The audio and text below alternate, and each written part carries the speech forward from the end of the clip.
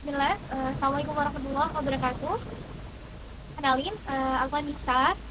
Saat ini sebagai mahasiswi yang menempuh perkuliahan semester 5 di Politeknik ITN.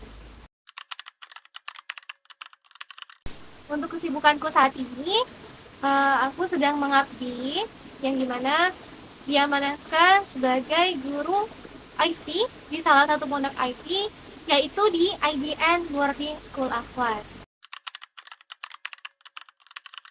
Untuk bidang, uh, saya diamanahkan sebagai guru IT untuk pengembangan website. Jadi saya bertanggung jawab mengajarkan anak-anak bagaimana cara membangun atau mengembangkan suatu website. Dan untuk lama mengajar, alhamdulillah kurang lebih saya sudah 1 tahun diamanahkan sebagai guru IT di ITN Boarding School Akhwat. Untuk jenjang yang saya pegang di IDN Boarding School Akhwat, saya mengajar di jenjang SMP, khususnya di kelas 7. Jadi saya mengajarkan kepada siswa kelas 7 membuat website menggunakan platform WordPress dengan Elementor. Sebenarnya di kurikulum sekolah ini ada 2 semester, yang dimana semester pertama di kelas 7 SMP itu mereka belajar membuat game development sama website. Dan di semester kedua itu mereka mempelajari basic robotik, di mana mereka belajar bagaimana membuat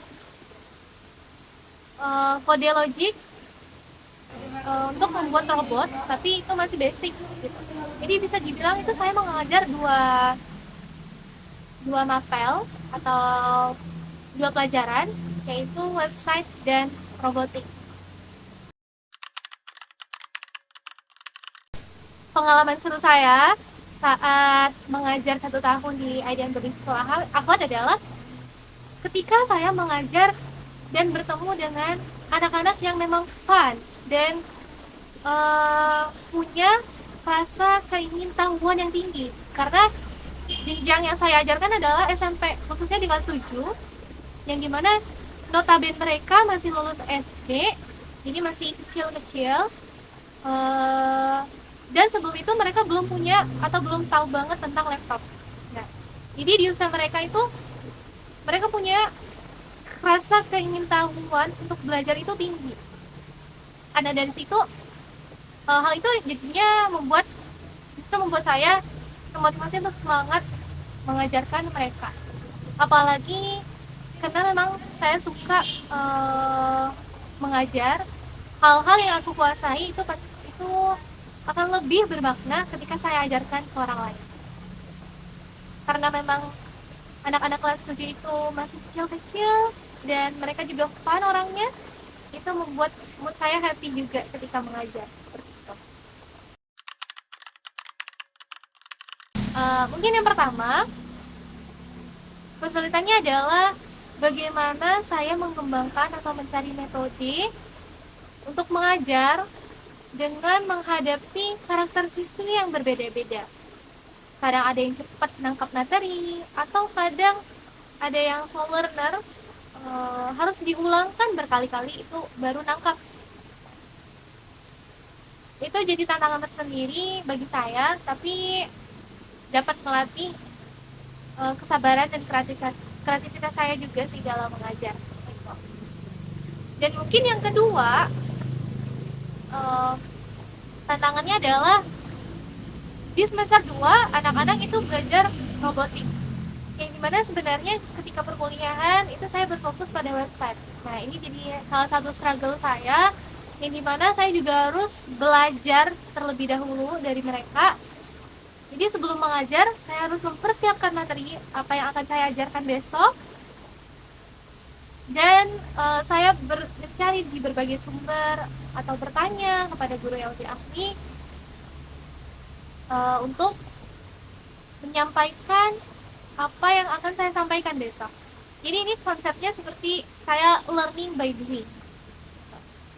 Tapi itu tidak menjadi hambatan bagi saya, karena saya bersyukur hal itu justru menambah wawasan saya atau menambah skill terbaru saya yang sebelumnya saya belum punya gitu. Ingat banget waktu itu saya ngajarin konsep uh, robotik. Jadi mereka pakai microbit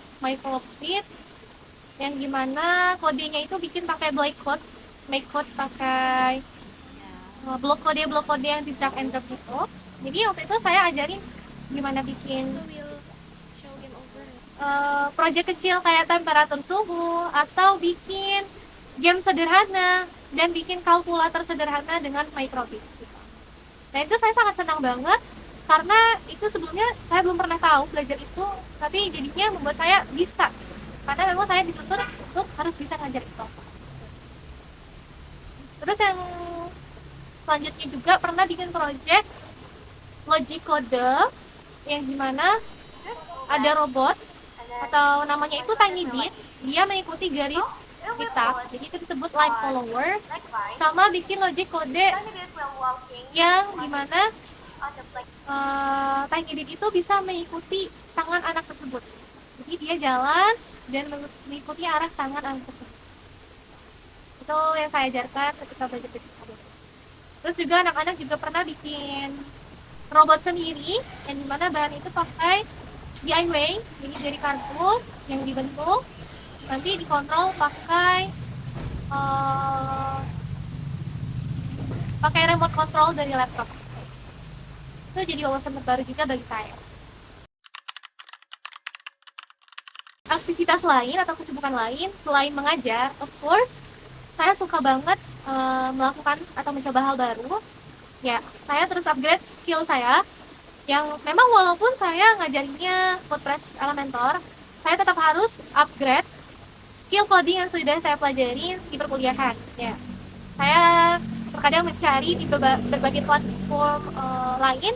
Ada saya ikut kelas online, yang dimana itu kelasnya saya bayar dari gaji saya mengajar. Gitu. Jadi upgrade gak hanya untuk perut, tapi juga buat dari leher. Dan juga kenapa saya tetap belajar? Karena kan dunia teknologi itu kan terus berkembang, maka aku pun harus terus belajar.